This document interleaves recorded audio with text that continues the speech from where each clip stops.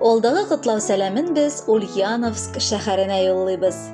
Бүген үзенең 60 яшьлек юбилейлы туган көнен хөрмәтле милләттәшебез Кадирова Наилә Җамил кызы каршылый. Аны онытылмаслык гомер тантанасы белән ихластан яраткан тормыш иптәше Җамил, балалары Айрат, Вера, Әленар, Наилә, оныклары Булат, Камил, Әлинә котлап, йөрәк төрләреннән ургылып чыккан җылы теләкләрен ирештерәләр.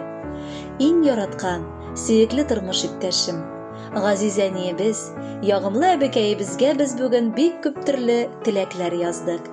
Ләкин аларның барысы да синең хөрмәткә бик аз сыман тоела безгә.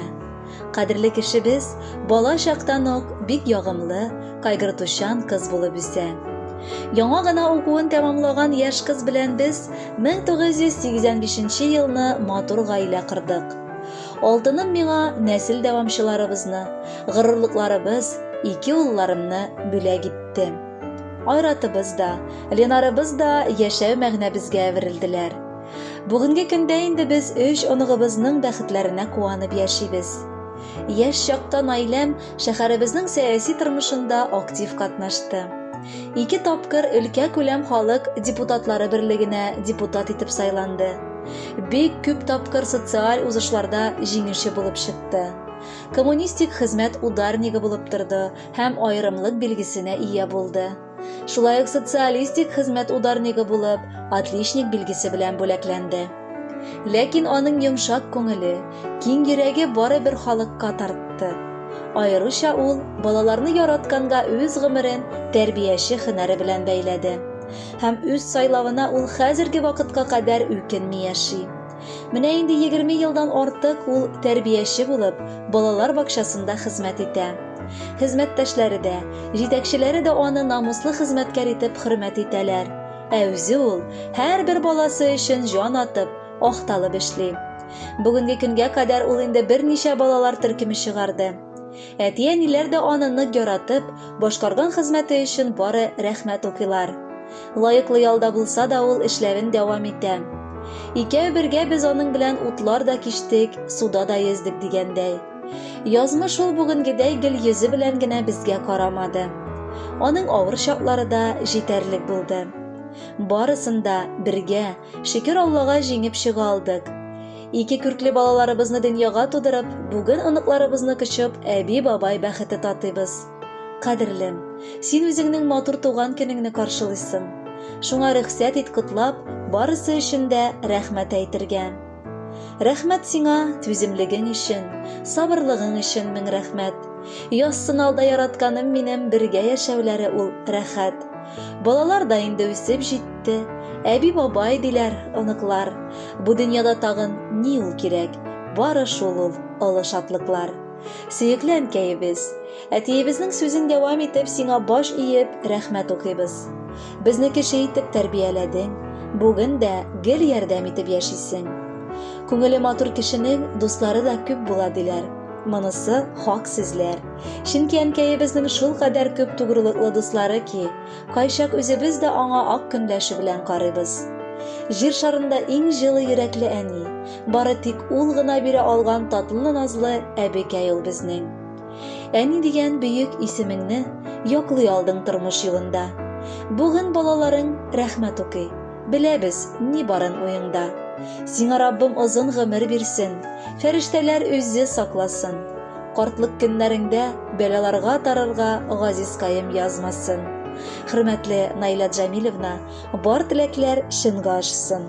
Бәхетле булып, алдада яшәгез. Әлеге җырыбыз бары сезнең өчен яңгырый.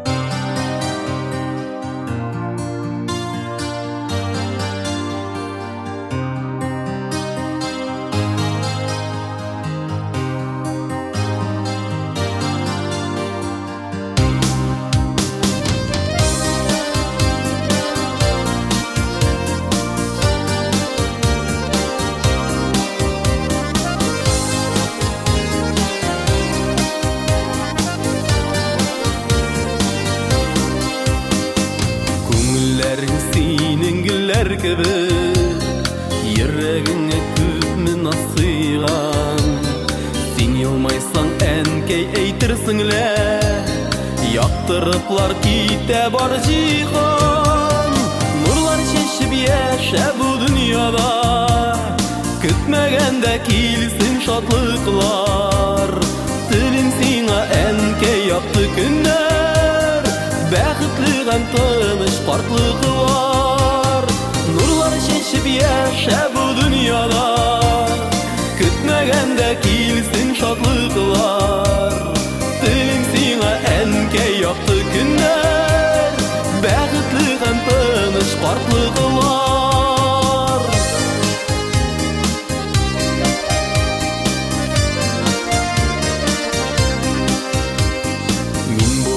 Сиңа гомер буе күрсәтергә хөрмәт кадерне. Син бит миңа әнкәй бу тормышта якты кояш кебек кадерле.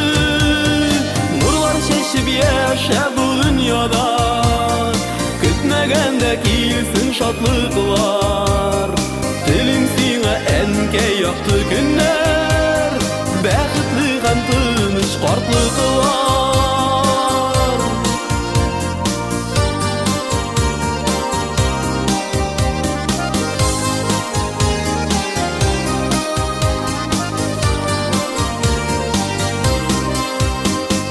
Кабул булсын кылган дуаларым, сикелтәле тормыш юлында. Сиңа булган барлык хисләремдә, рәхмәтендә шушы җырымда. Нурлар чәчеп яшә бу дөньяда, көтмәгәндә килсен шатлыклар, телим сиңа әнкәй якты көннәр, бәхетле һәм тыныч картлыклар. Нурлар чәчеп яшә бу дөньяда, көтмәгәндә килсен шатлыклар, телим сиңа әнкәй якты көннәр, бәхетле һәм тыныч картлыклар. Телим сиңа әнкәй якты көннәр, бәхетле һәм тыныч картлыклар.